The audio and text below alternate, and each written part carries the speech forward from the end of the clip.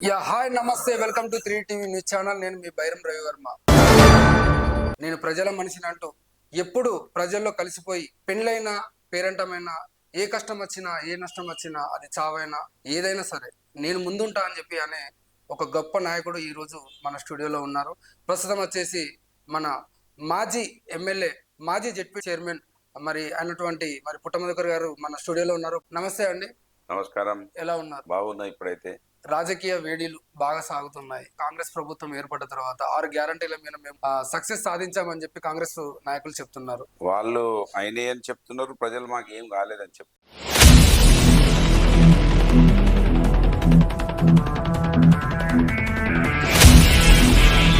వాళ్ళు సక్సెస్ అయింది ఎక్కడ అంటే, మీ వాళ్ళ మెయిన్ స్ట్రీమ్ పేపర్లు టీవీలను కవర్ చేసుకొని ప్రజలు గొంతును నొక్కేటువంటి కార్యక్రమం మెయిన్ మీడియా ద్వారా చాకచక్యంగా చేస్తా ఉన్నారు. 6 గ్యారంటీల పథకాల్లో కానీ ఏది కూడా సక్సెస్ కాలేదంటారా కాంగ్రెస్ ప్రభుత్వం? నిన్న కేటీఆర్ గారు అన్నట్టు అర గ్యారంటీ అయింది, అర గ్యారంటీ.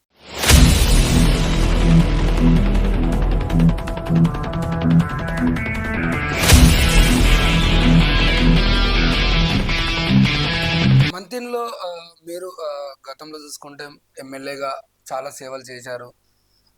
ఎక్కడ ఏ కష్టం వచ్చినా కూడా మీరు అందులో పాల్పంచుకున్నారు. ఏ కుటుంబంలో అయినా కూడా మీరు, మీ కుటుంబ సభ్యులు కానివ్వండి.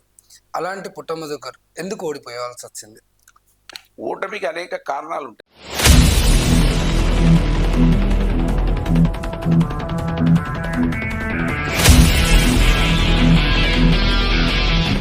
పుట్టమధుకర్ గారికి ప్రాణహాయి ఉన్నది అంటే చంపేస్తారు అని చెప్పి ఆల్మోస్ట్ ఈ వార్తలు వచ్చాయని చెప్పి కంప్లీట్ గా మేము విన్నాము. అది నిజమేనా అంటారు? అంటే మనకు అనుమానం ఏంటంటే, ఈ మంత్రి నియోజకవర్గంలో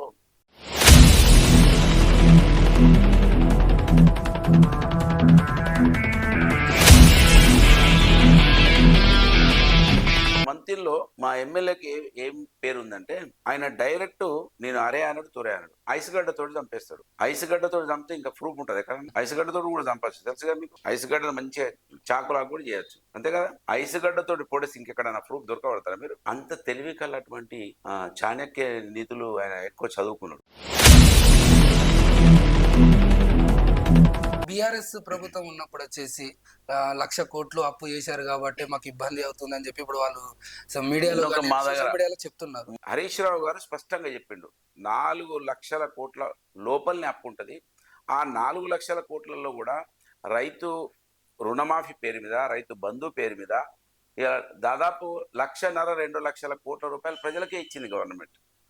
సో ప్రజలు, అందుకే ప్రజల ఈ రాష్ట్ర ఖజానా ఈ రాష్ట్ర ప్రజల దగ్గరనే తిరిగింది. ఇప్పుడు ఈ కాంగ్రెస్ పార్టీ వాళ్ళు చేసేది ఏంటంటే, ఇక్కడ ఏదైనా డబ్బు వస్తే అది ఢిల్లీకి పంపాలి. వాళ్ళు అక్కడికి 60% పంపాలి, ఇక్కడ 40% వీళ్ళు పంచుకోవాలి.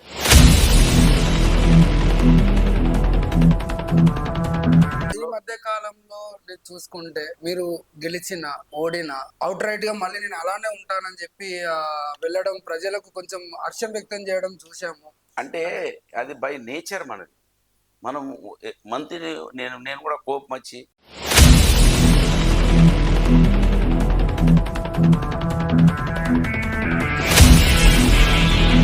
అంటే చాలా మంది నాయకులు ఓడిపోగానే కొంచెం రెస్ట్ తీసుకోవాలని చెప్పి, లేకపోతే వారు కుటుంబ సభ్యులతో ఉన్నారు. కానీ మీరు ఓడిపోయినా గెలిచినా కూడా ఇంకా పబ్లిక్ తో నాకు అలా మంచి ప్రశ్న ఇచ్చినావు. దీనికి కారణం ఏంటంటే, నాకు అధికారం అంటే ఏందో తెలుసు, ఆకలి అంటే ఏందో తెలుసు. ఆ ఆకలి అధికారాన్ని కలపడానికి నేను ప్రయత్నం చేస్తున్నాను.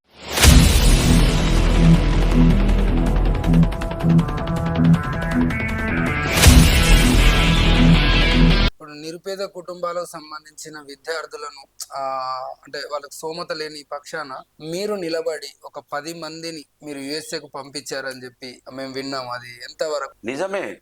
దాదాపు 10 కన్నా ఇంకా ఎక్కువ మంది ఉంటారు. వాళ్ళకు బీఆర్ఎస్ పార్టీకి సంబంధించి కూడా త్వరలో అంటే అతి త్వరలో కూడా అసలు పార్టీ ఉండదు అని చెప్పి కాంగ్రెస్ నాయకులు ఊకే అదే వాగ్దానం చేస్తున్నారు. అసలు కాంగ్రెస్ ఉంటుందా అని ముందు వాళ్ళు ఆలోచించుకోవాలి. కాంగ్రెస్ ఉండదు రాష్ట్రంలో.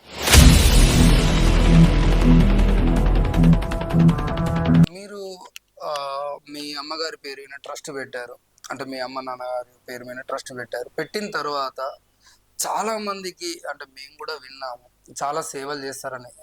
మీ సతీమణి గారు కూడా ఇద్దరు కలిసి ఎక్కడికైనా వెళ్ళడం, వారికి ఏ ఆపద ఉన్నా కూడా వారితో మీరు కలిసిపోవడం, ఇంక్లూడ్ వాళ్ళకి ఏదైనా మ్యారేజ్ అయ్యేది ఉంటే ఒక ఆనవాయితీగా మీరు ఇంటికెళ్ళి చీర ఇవ్వడం, బొట్టు పెట్టడం, ఒక సాంప్రదాయమైనటువంటి వ్యవస్థలో మీరు వెళ్తున్నారు. మరి అలాంటి వ్యక్తులు ఒక్కసారిగా మీరు ప్రజలు మీ వైపు ఎందుకు చూడలేదు?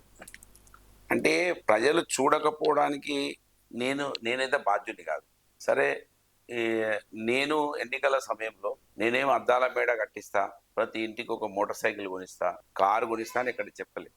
ఒకటే ఒక వాగ్దానం చేసి